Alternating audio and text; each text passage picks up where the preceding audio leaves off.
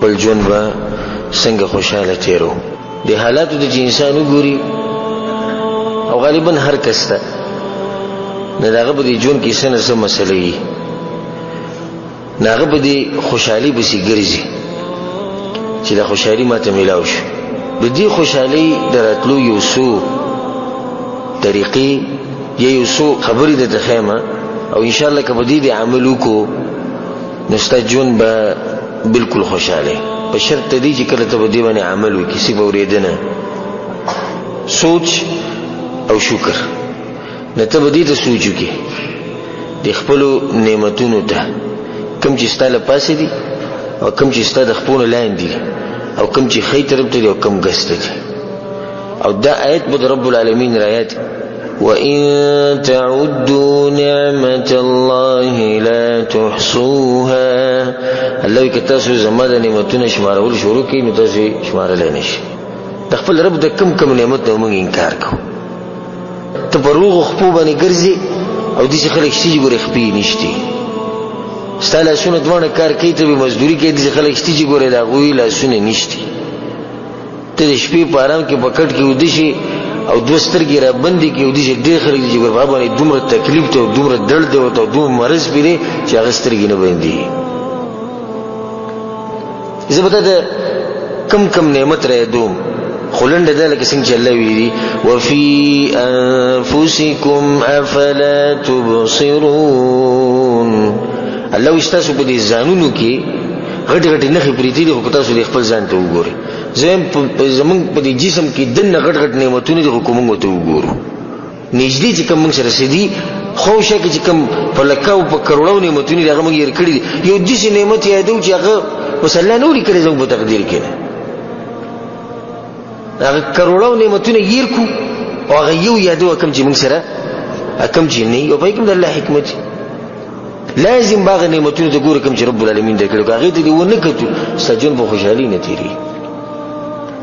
قضاء و قدر، رب العالمین قضاء او په تقدیر باندې ایمان، چې کله دا خبره پتا کی وا او په تقدیر دی ایمان مضبوطو نو ستا جون به صحیح او خوشاله. مونږ ټول دا وایو کنه چې رب العالمین دی طرف نه ده، نه چې رب العالمین دی طرف نه ده او هغه ذات ته چې دغه په هر کار کې حکمت ده، دغه په هر کار کې خیر دی. الا يعلم من خلق، الله وی هغه ذات ته بسنګ پته نه وي او هغه ذات سره بسنګ علم نه چا چې د مخلوق په خپل پیدا کړي. هغه زموږ نه خبر دی، زموږ سره کوم خبره خخ کوي او کوم خنخ کوي، په کومه کې خیر دی په کومه کې شر دی، بل رب العالمین علیم دی. نو په تقدیر باندې خپل ایمان مضبوط ساته ستا جون بسم خوشاله جون بيستا. رسول الله صلی الله علیه وسلم په حدیث کې سوی وی قلمونه وچوي دي او صحیفې چې دغه اوچتي شي د تقدیر چې کوم کتاب دغه څه شوی دی ابن شوی دی او قلم کار پرې خو دی نور به کې نیو ګرځنه کې ته واسه خپل ځل خوري سچ استا په تقدیر کې لیکل شوی دی، بس په دې ایمان ساته. او دا د رزق ګارانټي درکو، د دې منبر نه تعالی ګارانټي درکو چې کله دې په تقدیر باندې ایمان مضبوطو ستا جون به خوشاله. که قرضه ده، که بیماری ده، که نوري مسلې دې جوړې شوې دي، د مزدوري مسلې دي، د کور مسلې دي، هر خبره په دې باندې ختمه وای دا رب العالمین لیکلي. بس ایمان، د ایمان خزانه چې کله تاسو روا نستا جون به خوشاله. الله په قران کې فذكروني اذكركم، حدیث کې راځي مثل الذي يذكر ربه والذي لا يذكر. څوک چې خپل رب یادوي او څوک چې نه یادوي، د دوی مثال رسول الله مثل الحي والميت، د دوی مثال دي چې د ژوندۍ او د مړ، د ژوندۍ او د مړ کله د دوه ژوندو مقابله نه کړي، مقابله شي ده د مړ او د ژوندۍ یو بالکل ختم شوی دی.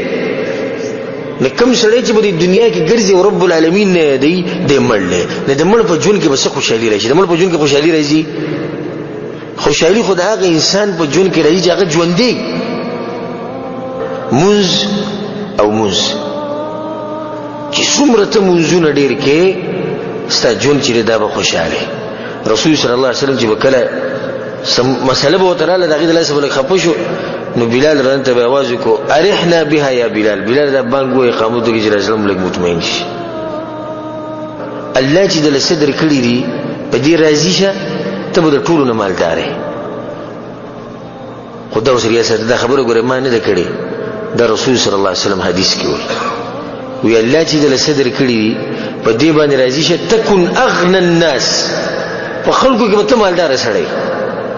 دا رضا نه ده په دغه تقسیم باندې کوم چې رب العالمین ورکړي د ځان له مالداري تخپل ژوند خوشالول غواړي. نو دا ته وایم ما مضى فقد فات، یا وایم فقد مات. سچ تیر شوی دی هغه مړ شوی دی، سچ تیر شوی دی هغه مړ شوی دی. چې د سو پوری تا د ماضی سوچ کو نو زه ته دا شرطین ویم چې ستا په ژوند کې خوشحالي نشي راتلی. ماضی کتاب بند کا وې تړه او جیل ته دنه ورواچوه او دغه تورو تیرو ته ورواچوه او که طاقت تی کېږي ور ورته ولګه وې سېځه او چې دغه جیل نه راونه باسي. او خيار سره د ماضی ملف ګره چې تر ښکارا کوي نه، کوم شی چې تیر شو هغه هیر شو او هغه مړ شو او هغه ختم شو. دا کوم ورځ چې ستاده دقه ستاده. او ځکه حدیث کې راځي اذا اصبحت فلا تنتظر المساء، چې سحر شو د ماخام انتظار مکوه، او چې ماخام شو نو د سحر انتظار مکوه. تیر شوی خلال ختم شو او د سبا پته نه لګي. اهم شی چې ستا په لاس کې دی هغه دغه ورځ د بکم کې چې توسي دا کم ټیم کې چې توس ناسي کنه د قیمتي وخت ته سره د پارام تیر کا. سچې شوی دی هغه شوی دی هغه بدلیږي نه، او سچې راځي د هغې موږ ته پته نشتی. نو ولې بیا ورځ خرابو خپله کم ژوند چې تېره خو نه دی خرابول په کار کې نه، ابه ښکلې طریقه تېر کړي. ذکر او اذکار منځونه دنیوي چې کومې ستا منډې دي هغه کې ښه په ارام ووه. مستقبل پرېږده او چې کله راغی بیا به ورسره ګورو. سبا د رب العالمین په لاس کې دی هغه ته یې پرېږده. زه دا وایم کوم سړی چې د مستقبل لکه اوس مثال کې یو سړی دا سوچ کوي زوی دی او هغه مثال کې د 1 کال یا 2 کال اوس دې سوچ کې دی چې دله کور هم جوړول غواړي کنه. دې داسې دی لکه په دې 4 او 5 میاشت باندې کوشش کوي چې د ښځې د خېټې نه بچی راوباسي. پرېږدي چې نه میاشتې خو پوره شي چې کله وشي بیا به ورسره ګورو. نه وایي زه مخکې راوباسم. په 4 او 5 میاشت باندې د ښځې د خېټې نه بچی راوباسي. د داسې مثال دی چې میوله پخه شوې نه ده او دی راشو کوي. پرېږدي چې کله پخه شوه بیا به ورسره ګورو بیا به راشو کوو. نو دې ورک شوي شي بسې سله خفه کېږي او په یو دې شي بسې چې د هغې حقیقت نشتي، وجود یې نشتي، خونې نشتي، رنګ یې نشتي، شکل یې نشتي، په هغې بسې ته دغې سوچونه کوې چې کله د هر سره مخامخ شو بیا به ورسره مونږ ګورو. لا ترکن الی الدنیا، دنیا سره زړه مه لګوه، ځکه چې دنیا سره دې زړه ولګو نو زړه به دې خفه کېږي او چې زړه دې خفه شو نو ژوند به دې خفه کېږي. که ته دا غواړې چې په دنیا کې ستا خوشحالي راشي د خلکو سره ښېګړه کوه، د خلکو سره منډې وه. والله په کوم ورځ چې ته د یو انسان سره منډه ووایې که نه په هغه ورځ باسې خوشحاله. پالتو خبرو کې خپل ځان مه مشغولوه. هغه کار مه کوه چې کوم کار تاله فایده نه درکوي. دا نیمبو چې دی تریو دی چې کله پکې تا چیني واچوله نو هغه خوږ شو. دغه شان د خپل ژوند د کوم مصیبتونه چې دي د دې مصیبتونو سره سره د مصیبتونو داسې بدل کا چې د هغې نه ته الټه بله فایده واخلې. زه ور مثال درکوم. مکې والا قریش راپاسېدو رسول صلی د مکې نه وویستو که د غټ مصیبت پر رسول صلی رسول صلی چې چلو کو مدینې ته لاړ، هلته د مسلمانانو یو ملک جوړ کو. همیشه خپل سوچ چې دی هغه اوچت ساته او په یو ځای کې ودرېږه مه چې بس دې ځای کې ستا دنیا ختمه شو ستا ژوند ختم شو. نه، کوشش کوه چې تر دې نه مخکې لاړ شي، ته د الله نور هم ښه موقع درکړي. الله سبحانه تعالی دې زمونږ په ژوند کې خوشحالي راولي. الله سبحانه تعالی همیشه زمونږ د ژوند نه غمونه، مصیبتونه، فتنې، امتحانونه دې رب العالمین زمونږ نه لرې ساتي.